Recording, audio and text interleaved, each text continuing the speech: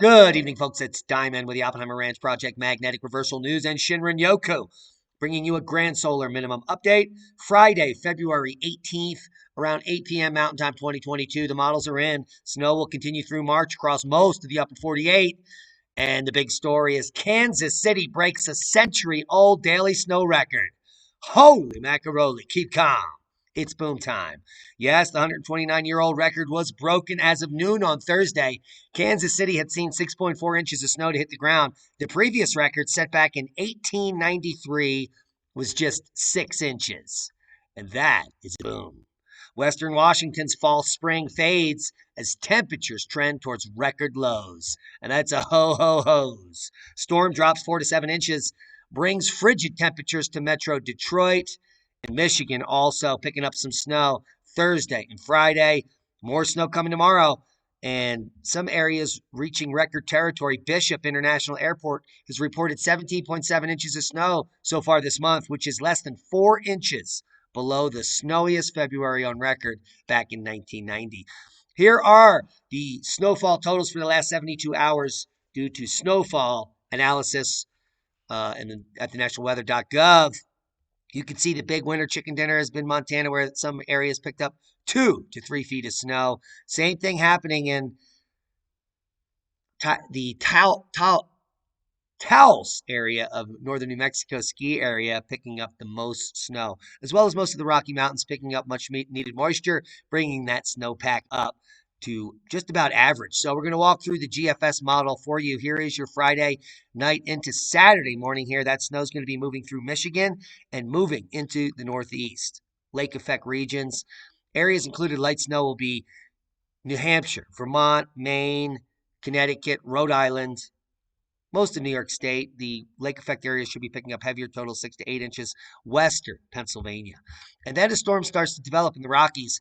Heavy snow moving into Washington on Sunday. That's going to drop down into Oregon on Monday, and that will be the fun day. Heavy snow moving into Idaho, Montana, Wyoming, Utah, Nevada, Colorado, northern New Mexico, and eventually down the entire Cascades, Sierras, and Rocky Mountains all the way into Arizona by Thursday. And Thursday's the big day. Do you see the storm developing out of Texas?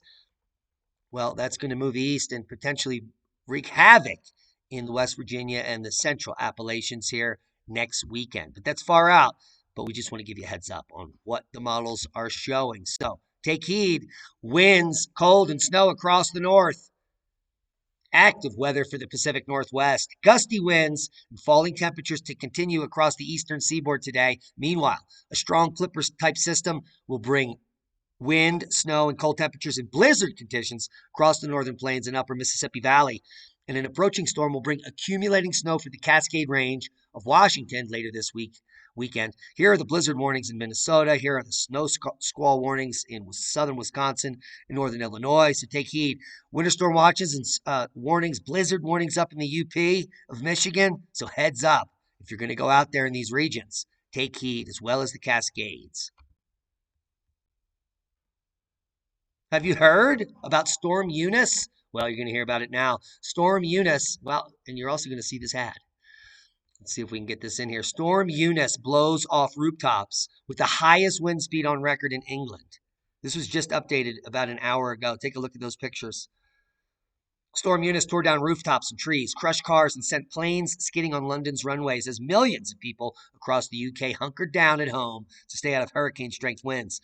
The UK Met Office explained its rare danger of life. Expanded its rare danger to life weather alert on Friday morning to include most of the south of England with some of Wales before Eunice picked up speed, killing 2 people in England with winds as high as 122 miles per hour, the fastest on record in the country ever. Grand solar minimum much? Let's check out the GFS model and just see what's going on with the weather in the UK. You're going to see heavy snow up in Scotland as well as Northern Ireland and Ireland. And then even central UK is going to be seeing snow through Saturday and Sunday. The snow is going to continue in the northern UK through Monday and Tuesday. And then another system will bring more snow to the UK. Heavy snow in Norway, heavy snow in southern Sweden. Hello, Eunice over in Denmark. You're going to be picking up some snow. Ho, ho, ho. The Alps as well. So normal conditions, snow into Spain, it's insane. France, some snow down into Italy. Well, the general wintry picture. And over here in Western Russia, take a look. Very snowy pattern. What else is new? This is all the way through the first week of March. Seismic update. No quakes of note, thankfully. All is quiet on the Western Front. Good news. We do have activity on all the mid-ocean ridges here north of Iceland, down here in the normal regions of Antarctica, South Sandwich Islands, etc. So, the Earth, well, it might be growing. Latest space weather news. Prominence eruption just moments ago, February 19th at 35 UTC. A large prominence that had been hanging off the northeast limb on Friday erupted tonight. This is in the similar region as the last big CME we reported on the other day. And this region is now, well, prominence free, but is still quite active and is turning to face us in just a few days. The beautiful event could generate a coronal mass ejection, but would likely be directed far away, up and away to the left here of our planet. But a large filament indeed. Thousands of diameters, tens of thousands of diameters of the Earth in there. Just a spectacular. The sun is picking up momentum. We are coming into solar max here, and that is why the space weather watch is high, because had this prominence be facing us, we could be looking for some perturbations in our daily lives. Now, massive Tonga volcanic plume reached the mesosphere. This is 1.5 times higher than any eruption ever witnessed in modern times. 38 miles into the atmosphere. The plume from Hunga, Tonga, Haipei behaved like a mega thunderstorm that rose 58 kilometers, 38 miles into the atmosphere, which is actually in the mesosphere and dead center of the stratosphere. When an underwater volcano erupted near the small uninhabited island of Hunga, Tonga, Hunga Haipei, in January 2022, two weather satellites were uniquely positioned to observe the height and breadth of the plume. Together, they captured what is likely the highest plume in the satellite record. Now, we have an amazing video here that we're going to play through for you in high def, so bear with us as we parse it up. And here you can see the nice stratospheric height there. It blasts all the way up to the mesosphere. The opening plume, look at that yellow, well over 55. And it collapsed. And wow, it's just fantastic to see this kind of science coming out so quickly, so rapidly. But a huge amount of material placed in the stratosphere. Clearly, the majority of the material was blasted up into the stratosphere based on all observations. So, pretty fantastic. Come take a look. Just a great article. All right, moving on. Bat falcon spotted in Texas in first sighting in U.S. history. Couple pictures of bat falcons and photos here. Just an amazing bird. Look at that. Fantastic with the shot of the prey there. Maybe run a few of these back for you. Now, this bird has never been seen in North America, but is quite common in Central America and South America. But it is the first spotting in North America of the bat falcon.